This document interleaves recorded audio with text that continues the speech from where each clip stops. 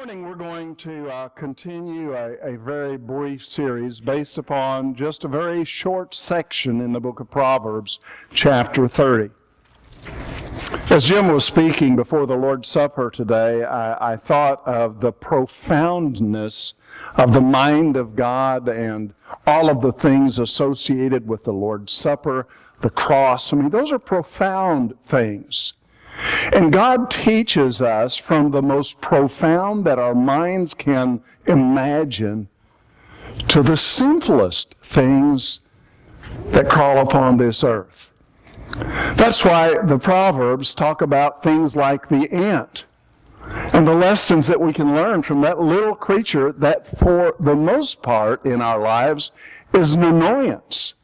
We want to get rid of them. And I know yesterday there were some comments at the birthday party about ants taking over at Sutton Hall, and that was a problem. I understand that. And when you have ants in your pantry or in your home somewhere, you want to do whatever you can do to get rid of them. At the same time, there are lessons that we learn from these little creatures, and we began a few weeks ago with the lessons from the ant. Last week, we talked about a rather obscure little rodent that's not even found in this country. Some people call it a rock badger. The best translation is the word Hyrax, Hyrax. Very small little animal, takes refuge in the rocks, always thinking about preparing for tomorrow. And we shared some things about the Hyrax last week. Let me back up quickly, because from the ant, we learn that the ant thinks winter all summer and thinks harvest all year long. From the Hyrax last week, we learned that the Hyrax knows how to survive. He knows who to listen to, he knows who to connect with, and he knows when it's time to run to the rocks. And so there's an important lesson there for all of us as well. We have one more week. Most of these things we're common with, we've seen, and some of you may have I don't know if you've ever seen a Hyrax or not. I've never seen one. The other things are common. The ant, today we'll talk about locust, and next week, out of this same verse, we'll talk about lizards, and we're pretty well acquainted with them. So today we are going to look at the wisdom of the locust. And the emphasis of this message this morning is one of us working together. It's interesting that Solomon, or at least one of his associates, if you go back to the beginning of chapter 30, you'll begin to realize that Solomon did not pen every one of these proverbs. There's a man by the name of Agur who actually contributed or wrote some of this material that is found in the chapter under consideration. So today we look at verse 27. And verse 27 of chapter 30 says, "Locusts have no king, yet they advance together in ranks." Well, I don't know what your mind conjures up when you think of locust. I remember locust, or at least what we called locust when I was a kid, and they were annoying too. As a matter of fact, even as an adult, when we lived in Nashville, Tennessee, there was an emergence, not really of locusts, but cicadas, and there is a slight difference. And those cicadas, they make terrible noise, and for whatever reason, I've never noticed before, but when I would be weed eating into my front yard, they were attracted to my weed eater. And so I'd have these cicadas all around me, and I don't think they can bite. Their little legs are scratchy and they pinch, but they're harmless. The truth is, the cicada is a part of the family that we know as grasshoppers. And more likely than not, what Proverbs is talking about are grasshoppers. Now, I don't see as many grasshoppers around the state of Florida as I have seen in other places. In some Midwest places, grasshoppers are everywhere, and they are a tremendous problem because they devour crops. Now, I don't know whether or not in the days in which this material was written, they were talking about cicadas or maybe something in the grasshopper family. I did look it up in the dictionary, and apparently a grasshopper and a cicada have no consistent taxonomic difference. I thought you'd want to know that. I don't even know what taxonomic means, but I thought I'd make sure you knew that I had looked it up. Some of you remember stories of the early settlers in this country and all of the things that they battled as they went westward. And one of those things was a problem with locusts that literally, or grasshoppers, literally devoured the fields that they were planting as they made their way even further west. So, what can we say about locust? Well, I guess first of all we could say that locusts are edible. I watch some of those survival programs on television. I'm sure you've seen them too, and I'm amazed at a couple of those men who will eat almost anything to survive. I've never been on a survival course, so I've never been quite that desperate. Now, I do like some things that a lot of people don't like, but I've never eaten a grasshopper. I see that as a moment of desperation. Although in talking to Eleanor's daughter yesterday, she talked about eating chocolate-covered ants, but she thought they were raisins. You lied to her. But there are people, and in fact, in some eastern countries, grasshoppers are considered a delicacy. And for those who are Jewish-minded, they're even kosher. Personally, that's not what I plan on having as an appetizer with my lunch today, but there are people in a variety of countries who do that, and you can see them served as the following picture depicts. There we go. Now, more to the point. I don't know if any of you have ever experienced a swarm of grasshoppers or not. Anyone here ever see a big swarm? Some of you have? Yeah, huge swarms. The next picture shows what a typical swarm might be. It just darkens the sky. I do remember an occasion or two where I saw grasshoppers in this quantity. A desert swarm can be as big as 460 square miles. Now, that's a lot of territory, folks. That is a huge swarm of insects. According to the scientists, 80 million locusts per square mile. So when you multiply 80 times 460, you can just imagine how many grasshoppers there are in that one area. And again, according to science, they can consume 423 million pounds of plants every day. So you can imagine the threat that they have been through the years, both not only in this country, but in other countries around the world who have lost seasons of crops.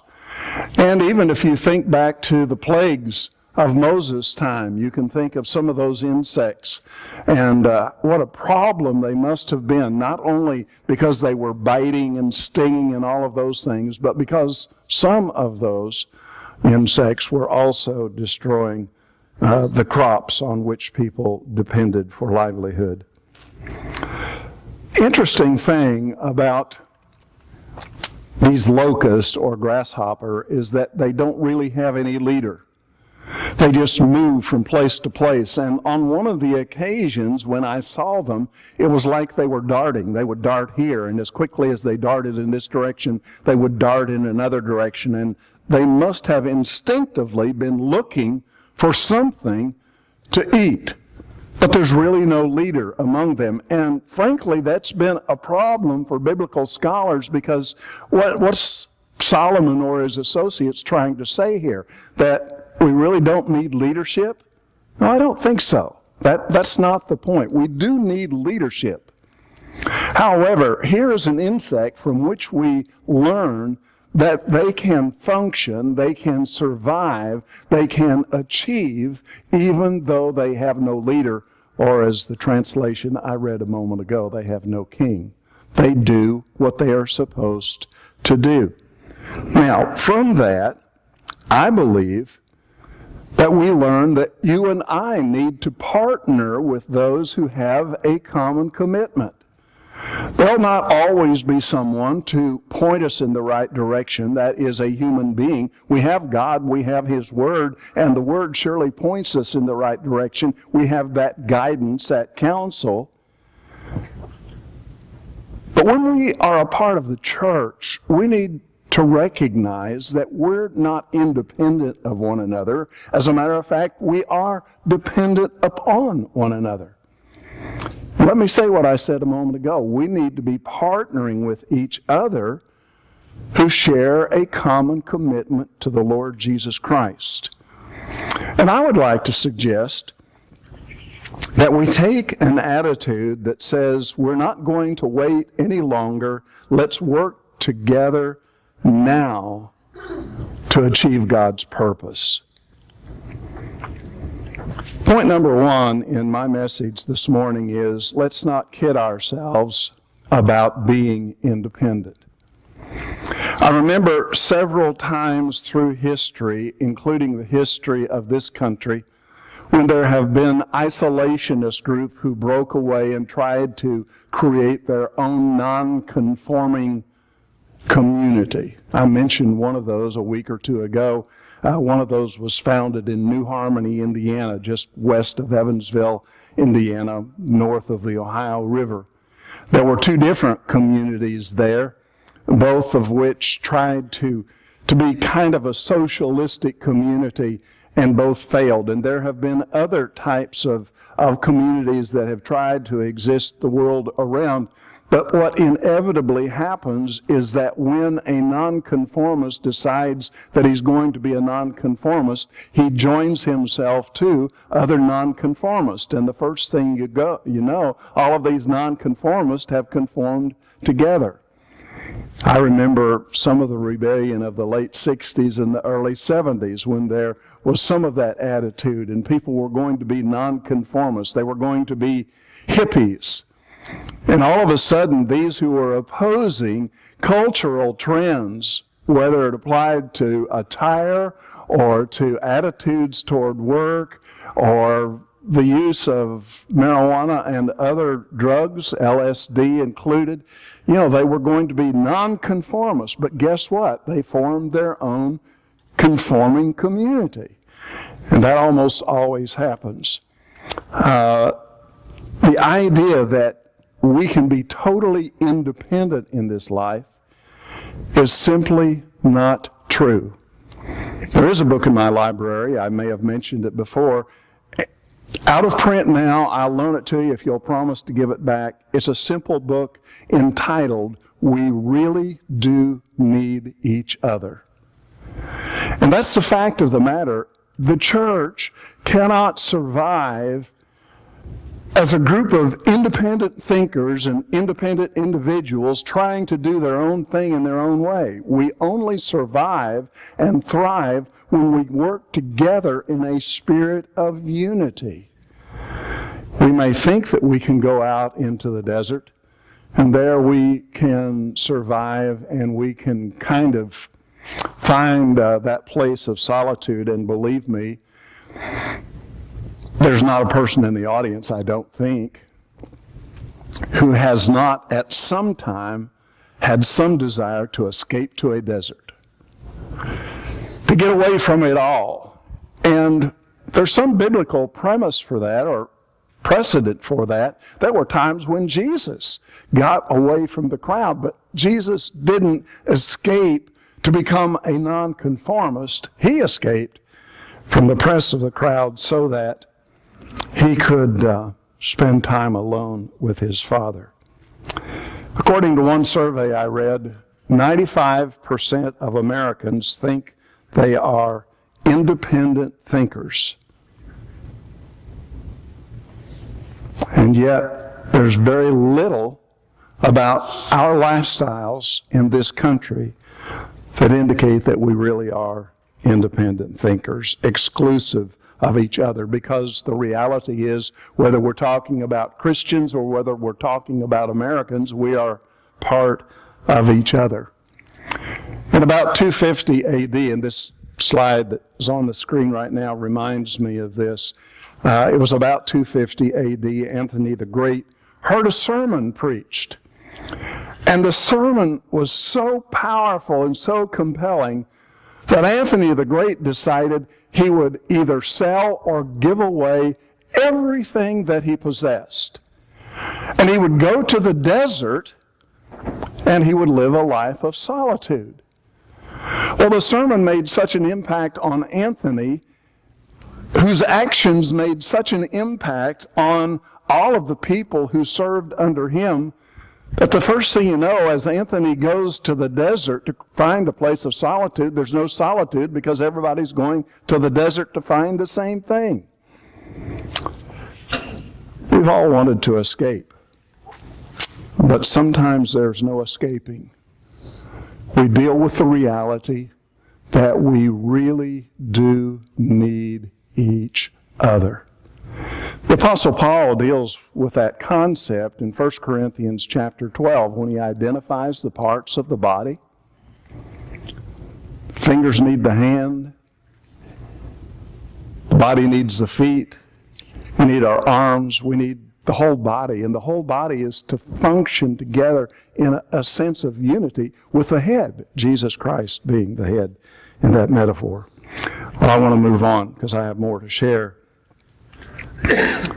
The second point, with the realization that we need each other, is that we need to identify with a group that's going places. I talked briefly about groups last week, and I was carefully, but I wanted to say that sometimes groups can become cliques. And cliques are almost always exclusive. They don't want anyone else involved. I believe that cliques are wrong. They are natural in some ways, but if they are exclusive, particularly in a church setting, then that's not right. But the reality is there's groups. There's at least a half dozen groups of people in this room this morning who associate with one another, who communicate with each other regularly. You talk to each other on the phone. You check on each other to make sure that everything is okay. If someone has need, you help with that need. And you could go on and on. But there are some identifiable groups of people. Call them friends if you like. That's okay. But you connect with one another. What I am suggesting is that we learn from the Locust is that we get with a group that's going somewhere. And I understand there are social groups where we just get together and we eat and we talk about pleasantries and but no real substance. You know what I'm talking about, and I'm not finding fault with those kinds of groups. But listen to me, within the body of Christ, we need to be associating in our groups with some kind of intentional purpose. Where are we going? What are we about? What are we trying to achieve? Are we just a bunch of Christians that want to eat together all the time? I'm not opposed to eating. But isn't there something more intentional in our association with one another? Let me read to you Matthew chapter 9. It's also on the screen. These are the words of our Lord, and he says, beginning in verse 16, "No one sews a patch of unshrunk cloth on an old garment, for the patch will pull away from the garment, making the tear worse. Neither do people pour new wine into old wineskins. If they do, the skins will burst. The wine will run out. The wineskins will be ruined. No, they pour new wine into new wineskins, and both are preserved." There are a lot of ways to apply what Jesus is saying in Matthew chapter 9. I want to make application to our relationships, our association with one another. Do you ever think about what kind of an influence am I having in someone else's life? Now, it's easy for us to develop a mentality where we constantly gripe and complain and find fault with one another. And sometimes we can't wait until we get away from the person we're with so that we can tell someone else, well, we learned about this other person that we didn't like.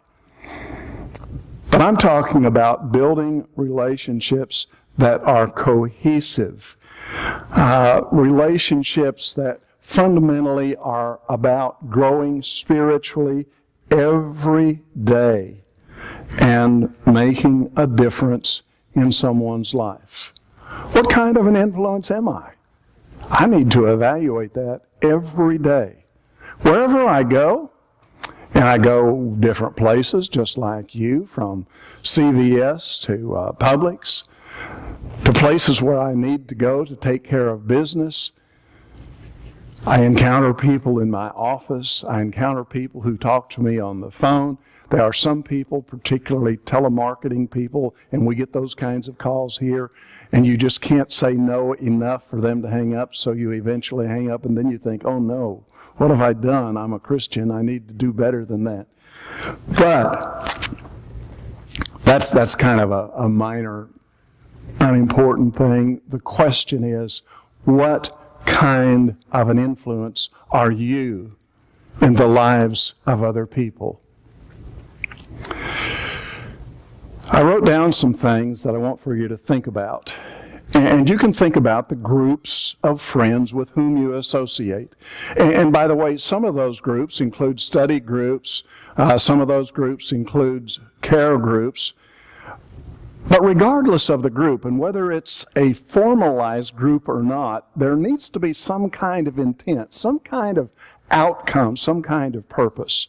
So these are my suggestions. Prayerfully evaluate your group.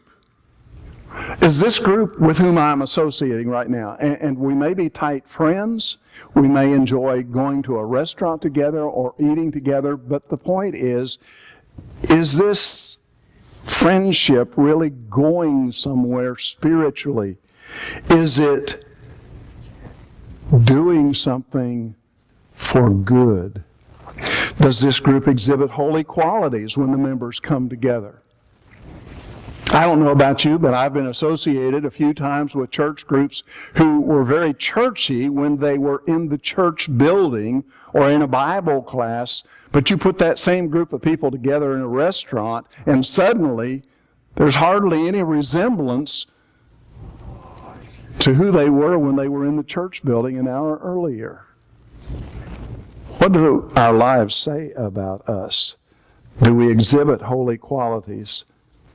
Does this group value each member individually? And is this group trying to push people into adopting a hive mind mindset?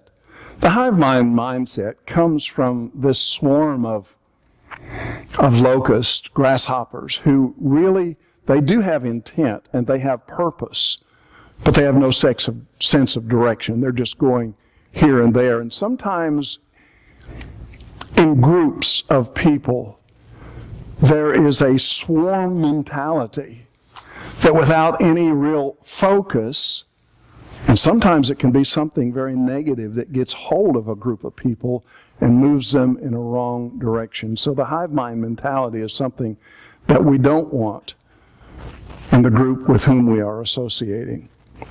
One other question before I move on to the final point.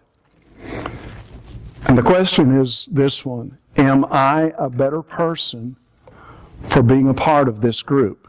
Whatever your group is, if it's a study group, like the group that had been meeting in our homes, will meet this Thursday night in the library, or if it's a care group, or if it's just one of the Christian/social groups, you still need to ask that question: am I a better person for being a part of this group? And then finally, point number 3. Relationships need to be built on common ground. We're all together this morning for a variety of reasons, and we could probably list and go around the room and find some of the reasons that you have come here to this place today. But above all else, there is one reason that we are in this place right now. Right? His name is Jesus. That's why we are here. That's common ground. And when I'm at lunch with one of you or a group of you, it's not as though I've left my Christianity somewhere else and suddenly, I can relax and be a real human being. I'm still owned by Jesus, and I need to remember that. In that environment, I belong to Him. So, build your relationships on common grounds. Do you know one of the destructive things that happens in groups, including churches, is rivalry? Now, there can be some kinds of healthy rivalry. We like contest. But sometimes rivalry can get out of control. For example, one of the last raised ball games that I went to involved the Red Sox. Now, two great teams. Unfortunately, there was a group of people sitting right in front of Donna and me who are Red Sox fans. Now, I think they came to watch the game, but I don't know. They spilled so much beer on me, I'm not sure why they were there. But they were fanatic. They were fanatic. And the rivalry in that case actually got outside involvement to come and to settle down some of their enthusiasm. Enthusiasm is not really a very good word. If you look at the root for enthusiasm, that means God in us. But they were being fanatical Red Sox fans, and they'd had a little too much to drink, and so they were out of control. And the rivalry, which is normal between the Rays, it just got out of hand. Rivalry often does get out of hand, and sometimes it happens in churches, where someone has this view and someone else has this view, and instead of sitting down, praying, and searching Scripture to come to a common understanding, or at least coming to a point of compromise that says, okay, I don't understand your view, or I don't understand what you're saying, but we're going to live in peace anyway. And I'll tell you, that needs to happen in churches across this country. The fact that churches have divided, and I'm not talking about all churches under the larger umbrella of Christianity, I'm talking about churches of Christ that have divided over the most ridiculous, crazy things. It's an abomination before God. And I think that because of the human element, there's always that risk. Well, I don't like this, and I don't like that. Well, what do you like, and what are you doing about it? I found an interesting quote from John Wesley. Most of you have heard his name. He was a preacher in Great Britain. Eventually made his way to this country. He wrote several hymns that we enjoy singing. On one occasion, this is what Wesley said: "Though we cannot think alike, may we not love alike? If your heart is as my heart, then take my hand." I believe that's a great quote. We will not always agree on everything. We will agree on fundamentals like Jesus is Lord. But there are some other things, rather than to divide, we need to love each other. And we need to ask this ongoing question that I've already asked a couple of times in this message, and it is this: what good can we do together? What good can we do together? I want for you to dream about that. I want for you to pray about that. We live in this growing community, strategically located on one of the most important north-south streets in all of Bradenton? Are we going to take advantage of our location? Are we going to use our influence? What good can we do together? Will you pray about that? That's the question I leave with you as we come to a time of contemplation and decision today. It may be a time for you to contemplate making Jesus Lord of your life. You may have been a church attender for a long time, but have you really committed yourself to Jesus Christ? There may be other things working in your life, issues with which you're struggling. Jesus needs to be your Lord. If you need to make Jesus Lord of your life today, do it right now as we stand and as we sing together.